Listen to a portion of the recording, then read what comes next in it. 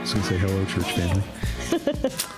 Welcome to Pastor Speak, where there are no pastors. Yes. Yeah. Okay. So we recorded a multiply report video earlier, and I have Tracy's script in my mind. Hello, church family. This is the Pastor Speak podcast, and like Tracy just said, there are no pastors here on this podcast on this episode. We are here. I'm here with Tracy. I'm here with Jonathan Ferkel. We're going to talk about our efforts in Gardner, and I'm super excited to hear about the things that you guys have already been doing, and of course, I get to participate in some of it. You're doing that too. You're with us. But you guys live there. I don't live there. So, yet. Yeah. Would be great. So, I just wanted to get a picture of Gardner. So, how long have you lived there, and what are your favorite things about the city? Well, I have lived there with my family for 14 years, which sounds really crazy to say. We lived in Overland Park for the first 3 years that we lived up here, and then we made the move to Gardner. So we've lived there for 13 years. 13 years, not 14. 13 years.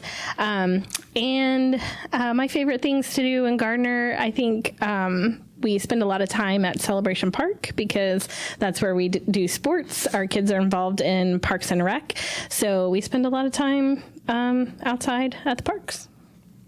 Jonathan? Yeah, so we've lived in Gardner since 2018. So 6 or 7 years of it. So we love Gardner. Big thing about Gardner that we love is the community in itself. The small town feel that the Gardner still is instead of what a bigger city is. And so we love just hanging out with our neighbors and just I was always a back porch person. In Gardner, I don't care where you go, there are front porch people. I mean, they sit in their driveway. Yes. And so when I first got to Gardner, that was a big change for me, but it's just they just love community and love people. So that's awesome. Yep. Yeah, I'm a front porch kind of guy. Not to sit on my front porch a whole lot unless I'm watching my kids, but our kids are outside playing all the time. So yeah, hanging out. Yeah. Especially with neighbors. We're always at or around. Yeah, you usually neighbors. think, hey, kids go play in the backyard, but it really is like, hey, go play out in the front yard. Yeah. I don't know. That's how it is. You go play in the front yard. We just have a great cul-de-sac, so it's just like that awesome. As well. So in general, what are some of the values that you have found in Gardner? John? Some of the values, I mean, go back into they want the community, the value of being together. So one of our things is that on Saturday morning, we go to Tumbleweed Bar and Grill. They do breakfast for on Saturday and Sunday. And we've been going there ever since Kelsey was pregnant with Bailey. And so we've gone there for 3 years now. And when Bailey was little, the waitresses and the people, just random people next to us would hold Bailey, and now that one of the waitresses and the owners, they let Bailey go up and take orders, and so it's just like the value of family and the value of being together as a community. Even though we're not family, it feels like we are. So. Yeah, I would definitely say that Gardner really values that small town feel. And I'm just finished up serving on a board committee for the school board, and it was about developing a new bond issue and blah, blah, blah. But one of the things that just came up over and over again was we just want to keep feeling like a small town community. Yep. We're a one high school town, so Friday night is football night and all that kind of stuff that you think of when you think of a small town. So that's really important. But also with that comes just the family feel. People in Gardner value doing things with and as a family, opportunities for just family events or what have you, but they just really value those things that you can do as a family. Yeah. So what are some of the needs then in Gardner? think the needs are great. Yeah. Gardner is a small town, but it is growing, and I don't know if you've seen like 20,000 plus people. Yeah, it's less than 30. We have 6 or 7 elementary schools total. But there was a news report recently that came out that said Gardner is the fastest growing community in Kansas. And that's true. I mean, if you're looking for a house, Aaron, as you know, there's very little inventory in Gardner because it's just growing and those houses get snatched up so quickly. But with that comes a need for additional churches because there's not a lot of room for physical growth in the churches. We've talked to several different pastors and they all say we're at capacity and we cannot add on to our building, or we can't build a new building. We can't add more services. We're just at capacity, period. So there's definitely a need for additional churches and an impact to lostness and hopelessness in our town. Yeah, absolutely. When we met with the pastors of the group and everything, they were saying that if we continue to grow the way we are in like 2035, there will be 45,000 people, which is crazy to think that Gardner's going to almost double its size in a matter of next 10 years. Yeah. And so if we keep going the way we are, I was looking on Google Maps and looking at all the churches, and I think I counted 20 churches in Gardner. Yeah. And so to think that there's 20 churches, and then we got a couple church plants that are coming in, like Sojourn Church and stuff. So I think just the need for the gospel is there now, but in the next 5 to 10 years is going to be more so. We're going to need it for the future of Gardner, not just now. Yeah. If you have 20 churches and you have 20,000 people, yeah, not every church there is at 1,000. No. Is there any church that's that much? No. So, church participation in the community is already... And you got to think, I understand, in Gardner, there might be that, and we're Kansas City, Olathe, right there when we've been traveling 30 minutes to go to Blue Valley. So, there's other churches that not that far away that you can go to. But you have to take a look at the people that are going to be coming into Gardner. And we were just talking about before, not all the people that are coming into Gardner are not ever from Gardner. They're moving to Gardner from Overland Park, from Shawnee, from North Kansas City. They're gravitating to that. So I think it would be wise to have more churches in Gardner for the future. Yep. Yeah, and it's not just people that are moving in; it's families. Because you both had mentioned the family atmosphere of Gardner. Mm-hmm. And I was doing some demographics, looking up some stuff, and it was the largest demographic is 25 to 44.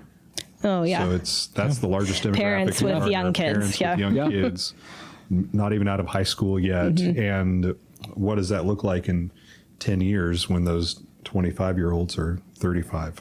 Yeah. Or, as you More go. young kids. More young kids. Yes. Yeah. So it's not just growing because people are moving; it's growing because that community values family. Yeah. Which I think we had mentioned maybe in the multiplier report video or maybe earlier about discipleship. Our church values Sunday school and discipleship and applying biblical truths to your life. And I remember hearing you, Tracy, talk about that need as a need in Gardner. Yeah. Sometimes I get discouraged about the work that we're doing just because it is hard and it's just a very slow trek as we move forward. But one thing that I feel like the Lord has just continually placed on my heart and my mind is that Blue Valley has always done Sunday school really well, and we do discipleship really well. And that is such a big need in Gardner because they're looking for family opportunities, and Sunday school is a really great family opportunity. And then also, I feel like one of the main spiritual needs in Gardner is discipleship, because even in some churched people that I know, they struggle with how to apply the Bible to their actual lives and then live it out, not understanding that the answer that they're looking for is in Scripture, or how to find that answer. And we can do that as a church really well from the very beginning. And I think that is a strength of Blue Valley that we can bring to our community. How else could our church impact the community or even meet the needs that we've already talked about? Well, I feel like we've already had an impact on it. One of our events that Blue Valley's been doing for 35 years is Cookie Days. And when we decided to do Cookie Days in Gardner, to be honest, I was thinking, it's only going to be our kids like coming to that. And I thought, well, I still want Bailey to go up to Antioch because I still want her to experience that. But the amount of people that came to Cookie Days, it was like, I was like, even Marilyn and them asked, they were like, do you want to take her up? I was like, no, this was Cookie Days. Like, this was it. Like, the amount of people that were not from Blue Valley that came to that because they're just looking for that family event for their kids and just for that the bonding. So I really think that Blue Valley has made an impact in that way alone. And then to see a family from Cookie Days then turn around and come back. Absolutely. A couple weeks later for Christmas Eve service, that was really meaningful. Yeah, brought their parents and in-laws and stuff, and so it was very encouraging. Yeah. Yeah, God let us see a little bit of fruit right away, almost. Yeah. You know, that was nice. So we have a big event coming up, and then I think that we even mentioned some other events that we were thinking about later in the year. So tell us about the Easter outreach event that's coming up, and what are some of our needs for that? I thought it's just funny how the Lord brings people together and how he orchestrates things, because this is at my point of discouragement, I think, because I just thought, I can't think of anything more to do. I don't know what to do for an outreach event. I don't want to do just an egg hunt. I just don't know. So when we got our leadership team together, and the event that kind of came out of that was like Cookie Days for Easter. And I thought, you know, how funny that is, because all of us are familiar with that. That's our strength. And it just is something that we know has worked really well in the past. And we're going to kind of replicate that, but put an Easter twist on it. So we are offering an egg hunt. It will be indoor, which I think will be great, because who knows what the weather will be like on April 19th. Yep. And then we will have another room that will have various stations, including decorating cookies, but that will help tell the story of Easter for kids and their grown-ups. Yeah. So that meets sort of that family event kind of need that we had with Cookie Days. We saw some success with. It was a great event. I loved it. What are some of the volunteer opportunities for that? Just to... Yeah, a great way for Blue Valley to volunteer and partner with the stuff that's happening in Gardner. A big thing is that the stations that we're going to have to monitor those stations to help with the egg hunt and stuff like that. It'd be really awesome if we could cover all those stations with members of Blue Valley that maybe attend the Antioch or Ridgeview campus. So then families that in Gardner can actually mingle and actually share, talk to and share the hope of Jesus with the actual families and stuff that we're going to probably be encountering maybe on a daily or weekly basis and stuff. And so that would be my way to tell people to volunteer, just because it just will take that load off of us in Gardner to have to manage this station, and then still trying to talk and build relationships with people. So Yep. And then another vital way we cannot have this event without your participation is we need pre-filled eggs to be donated, lots and lots of eggs. You can buy them in bulk off of websites like Amazon or Walmart or Oriental Trading, I think, and bring them to your campus. There are already bins placed around each campus so that you can bring those eggs.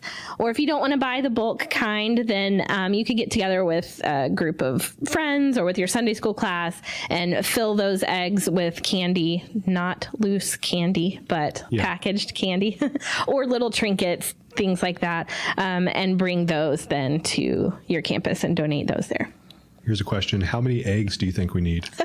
How many kids do you think we're going to have? Okay, and so how many eggs do you think we need? I don't know. I asked Missy Ausler, our administrative assistant, to research that and figure out, based on 75 kids, how many eggs we needed.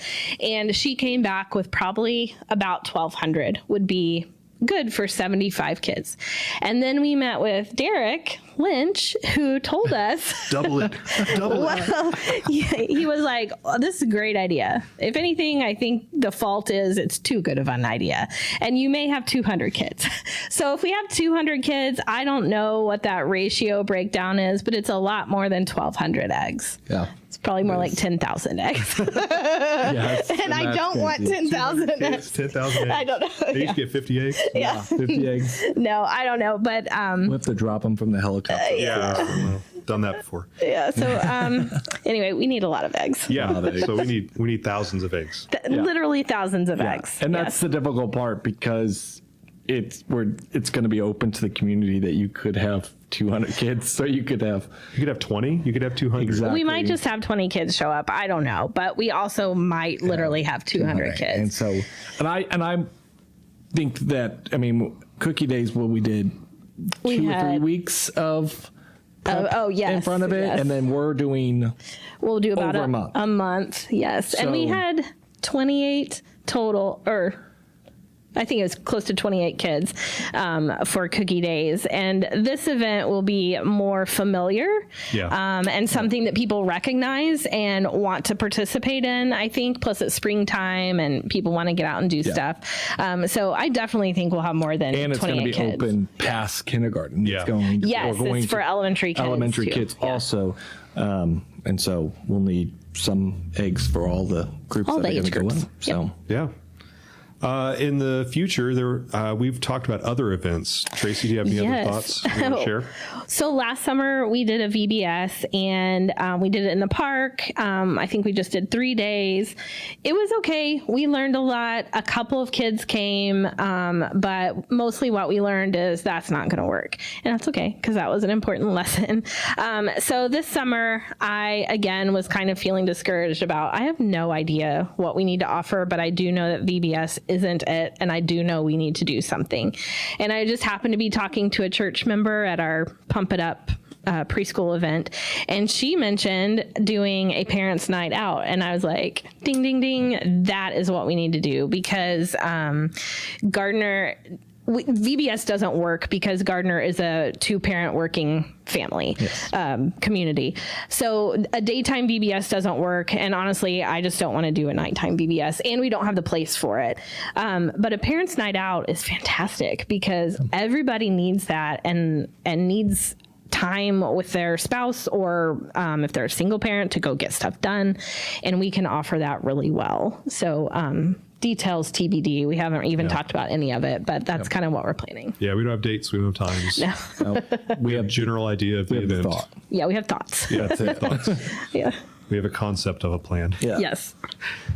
So anyways, thanks for sharing some of those details and stuff about the Easter event. So I wanted to take it back to talking about the community before we end the podcast. So tell me about a time when you realized that Gardner needs hope. If our mission is Hope Mission Gardner, we've named it that for a reason. So tell me about a reason why you tell me about a time when you saw that you need Gardner needs hope. It's not so much like one realization, but just in interactions with neighbors and people that I'm around because of my kids, or whoever we're around in the community, it is apparent that Adam and I are different. Jonathan and Kelsey are different. And that difference is we have hope for the future, and we place our hope in Christ. And because I just have conversations over and over again about life is hard, and I don't know if we're going to make it, and marriage is hard, and parenting is hard.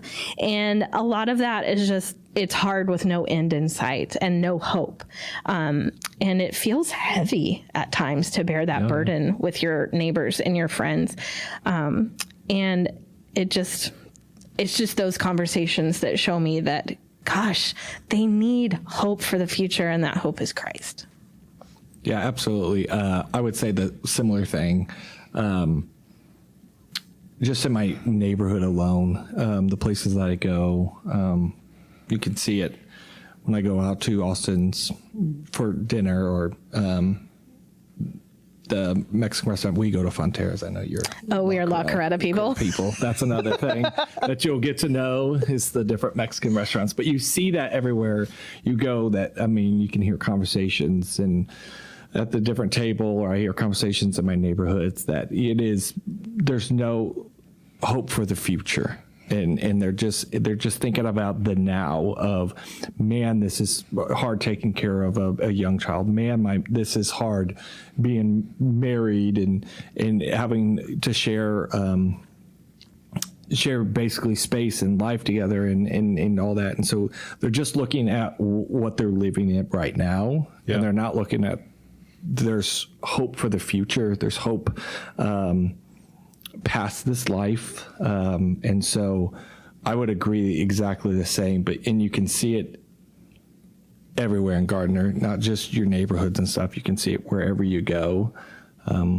You're right about the Gardner's a 2-parent working. So both parents are working. They're picking up from childcare. They're coming home to make dinner. They're doing all this stuff. It's a lot. That, people, life does, and it's a lot, and frustration gets there, and it all happens, but there is more hope than just. And like Jonathan alluded to earlier, when you live in a small town, you have a small town Facebook page, and that Facebook page is void of any hope. Yes. It is not a good space to be in, but you can get a good feel for what's going on in the community through those small town pages. Good feel. Sometimes a good laugh on it. But that's a Facebook page. It's great. Doesn't sound too different from the one in Greenwood, Missouri. So maybe I'll be right at home. Yes. You lived there for 14 years, but we've only been there since 2018. And I'll tell you, that was one of the first things that we were told about was the Facebook page. Get on it. Yep. And everything. And yeah, and then you meet people from it in real life, and you're like, oh you're that guy. Yes. Okay. Yeah. All right. Well, thinking about outside of Easter, outside of like a parents' night out, how else can our church participate with our efforts in Gardner? Well, I love it when people ask, how can I be involved, or like what's going on in Gardner, because I'm happy to share the good and the bad and the hard and the fun. But one thing that we've been talking about is, Derek's vision is he hopes that somebody will pick up and move to Seattle and start a new church. Well, what if you just picked up and moved to Gardner? It's just down the road, and you just drove a little farther to work or whatever you had to do, but you could move to Gardner and you could help us in our efforts. Or if you lived in like South Olathe, you could drive a little farther to go to church and come join us in the efforts to reach our community for Christ. Yeah, that's a great one. We would love if you're called to go to a different community to spread the gospel. Gardner's a great place. But another way is that we are hosting groups with our Gardner community as throughout every month, I believe it is. Yeah, every month on a Monday. And it's hard. We all have little kids and child and, running around, and it's hard to actually have adult conversations when you have all that stuff. Yeah. And we relied on the student group for a lot, and they've been wonderful and stuff. But last week, we actually had the Clevengers and the Howells come down and just take our kids, play with them, hang out with them for the hour and a half that we're meeting and stuff. And so if you want to do that, if you don't feel like moving to Gardner or you live too far away, maybe once a month you can drive that 30 minutes down to volunteer and help watch kids and just... Yeah. And we feed you, so that's... It's also really encouraging to have other church members come and be a part of it and help. That's speaks a lot. It's helpful. Yeah. We appreciate it greatly. Because we tried doing it without childcare, and that was a disaster. It's hard to have those conversations in a loud gym-like building. Yeah. Yes. One final question for you. What's the most fun thing about living in Gardner? The most fun thing about living in Gardner. Man, Well, my favorite thing is Halloween, because growing up, we didn't really do a big Halloween. And I think as a new parent, even, I thought Halloween's dumb. I'm not going to do that. But in our old neighborhood, we used to live in the same neighborhood as the Ferkels. Halloween is huge, and you get out in your driveway and put the fire pit out, or we drug tables out and maybe took an urn from Blue Valley and filled it up with hot chocolate and served hot chocolate to our community. And that's how we really got to know people. And I'm hoping that tradition can carry on to our new neighborhood, where we can just meet people and get to know people. But it's so much fun. We have a blast. Yeah. And the kids look forward to it every year. And it's all right. We've also took one. Okay. For our Halloween event also. Yes. So I love 4th of July. If 4th of July in Gardner is it's something special. Else. I bring all my family in. They come every 4th of July. Yeah. So I have 13 people staying at my house. A little crazy on that end, but there's fireworks everywhere. I mean, just the everybody comes out. Everybody's on the street, just blowing stuff up, fireworks everywhere, ashes all over. I mean, you go to Celebration Park, it's huge event out there. Okay. Yep. They all have bands and concerts and food trucks and all that. So it is 4th of July, just in the whole community of Gardner, is just a big community event. Mm-hmm. Just a big community event. I mean, you can go to the fireworks stands and have great conversation with people you've never met. There's probably more fireworks stands than churches. Oh, 100% when it's 4th of July. Yes. There's more fireworks stands than churches. Yes. Yeah. I could, on my way to work, I work in Overland Park. Before I leave Gardner, I can count 6 that I pass. Yeah. Man, it's crazy. I believe it. Well, over in Missouri, Greenwood, it's like a war zone. Yes. For 4th of July. That's a good description. Yeah. I water my roof. Oh, really? Yeah. Because of it. Yeah. Yeah.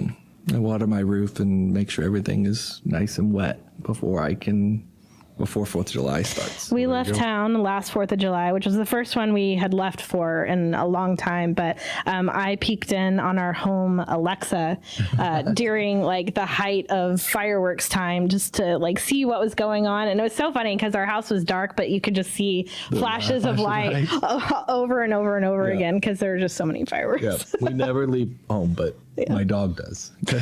Poor Pepper. Yeah. Poor dog. Oh, no. Well, thank you so much for joining me on the Pastor Speak podcast, where there are no pastors, at least in this episode. But there is some speaking. But there was a lot of speaking. Yes. So thanks for sharing about our efforts in Gardner. And I'm really looking forward to this year. Yeah. And what we do. So Me too. Awesome. Thanks for checking us out. I'll see you next time.